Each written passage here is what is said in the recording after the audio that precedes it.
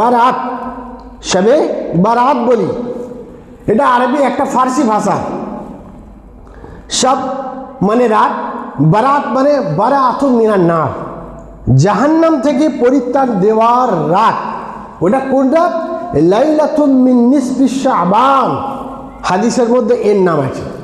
শবে বারাত বলে ওইটাকে যেটা আমরা শবে বারাত বলি, ওটারই নাম হলো লাইলাতুম মিন নিসফি শাবান, অর্থাৎ শাবান মাসের মধ্যর রাত্রি শবে বারাত।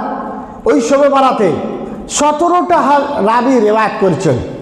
কিছু মানুষ, সম্প্রদায়ের মানুষ, তারা আপনাকে বলবে যে ও রাতের কোনো ইবাদত নাই, রোজা নাই, সব বিদআত, শিরক।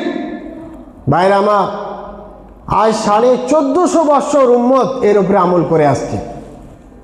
17টা হাদিস রাবি বর্ণনা করছে, 17টা রাবি যিনারা বর্ণনা করছেন, সানাদের দিক থেকে সবগুলোই জয়ীফ।